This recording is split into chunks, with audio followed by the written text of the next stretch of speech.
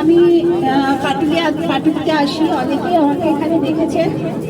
আমি এখানে দুহাত পেতে মানুষের কাছে ভিক্ষা করে বেড়াই। ঠিক এরকমই এসেছিলাম ঋতিকা দাসের জন্য ভিক্ষা করেছি। সেই সময় আমার পরিচয় হয় ব্রাদার ফ্রান্সিসের সাথে। উনি আমাদের হেল্প করেছিলেন। আজকে দেখুন সেই ভাই, সেই ব্রাদার আজকে আমাদের সাথে চলে এসেছে। ঋতিকা দাস, ওর বাড়ি সোনারপুরের রূপনগরে। বাচ্চাটিকে আমি যখন দেখতে যাই, বাচ্চাটির এখন প্রায় 10 মাসের কাছে বয়স।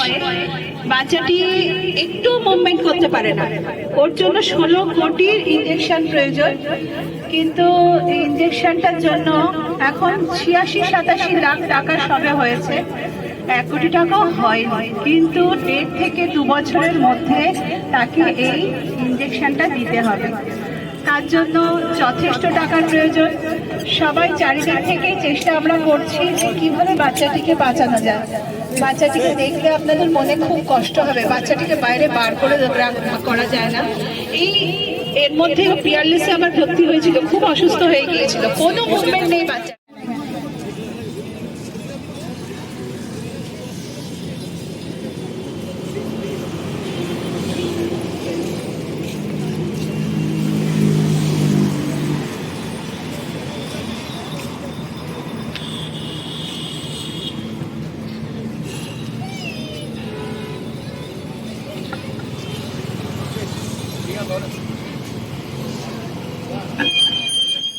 आप सभी को इनको जानते हैं, ये डेली यहाँ आता है जाता है, किसका लिए? अपने लिए कुछ नहीं, सिर्फ इस बच्चे को एक जीवन देने का लिए। इस बच्चे को 16 करोड़ का जरूरत है। उसका एक इंजेक्शन उसका जीवन को बदल सकता है।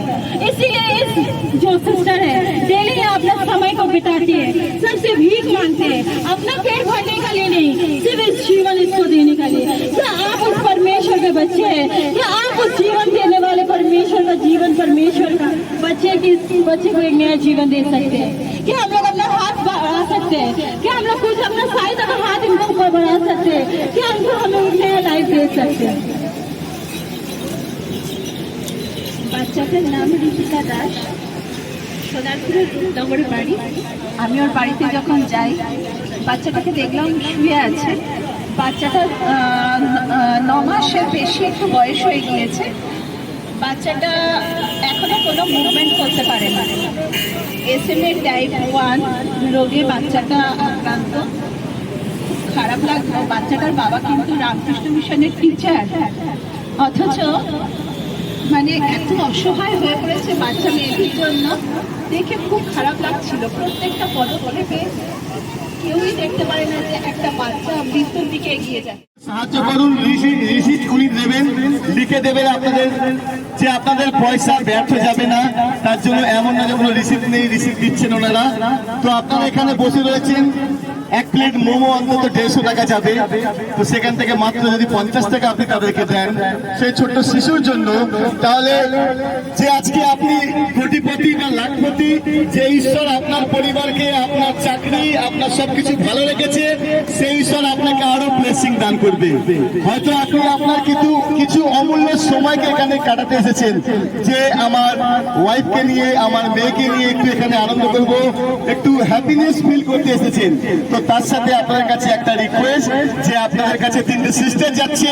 আপনারা যেমন আইসক্রিম খাচ্ছেন, মোমো খাচ্ছেন, অবশ্যই খান, তার সাথে ওই ছোট্ট শিশুকে একটু হেল্প করুন।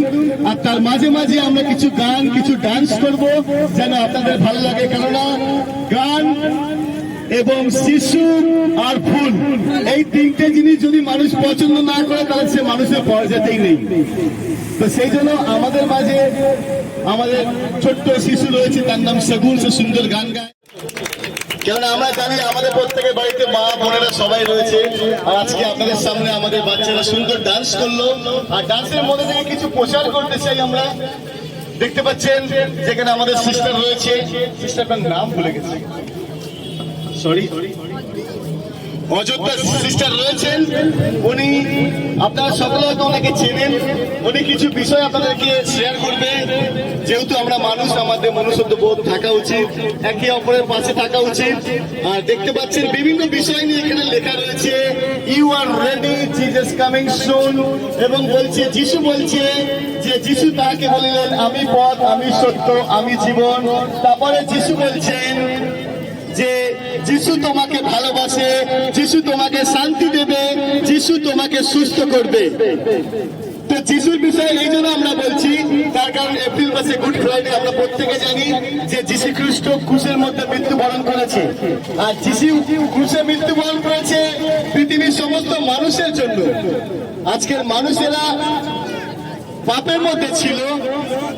আমরা জানি আমাদের সমাজ যারা অপরাধ করে তাদেরকে অপরাধের শাস্তি দেওয়া হয়, এটা আমাদের কানুন বলে, আমাদের সমাজ বলে। কিন্তু যীশু খ্রিস্ট এমনই এক ঈশ্বর, আমরা পাপ করেছি, পৃথিবীর প্রত্যেকটা মানুষ পাপ করেছে। যিশু বলছে, আমি তোমাদের পাপের জন্য ক্রুশে মৃত্যুবরণ করবো। আরে ऐसा परमेश्वर कहाँ मिलेगा? जो कहते हैं तुम गुनाह किया हो, तुम्हारे गुनाह के लिए हम सूली पे चढ़ेंगे। তো সেই জন্য আমরা ভাই বোনেরা এখানে রয়েছি, আনন্দ করতে এসেছি। গার্লফ্রেন্ড, বয়ফ্রেন্ড, মা বাবা সবাই এখানে কিছু সময় কাটাতে এসেছি। তো তার সাথে কিছু গুরুত্বপূর্ণ বিষয় আমার সিস্টার আপনাদের সঙ্গে শেয়ার করবে। আর আমি জানি আপনারা খুব ভালো মনের মানুষ, আর তার কথা শুনে অবশ্যই আপনারা হাত বাড়িয়ে দেবেন।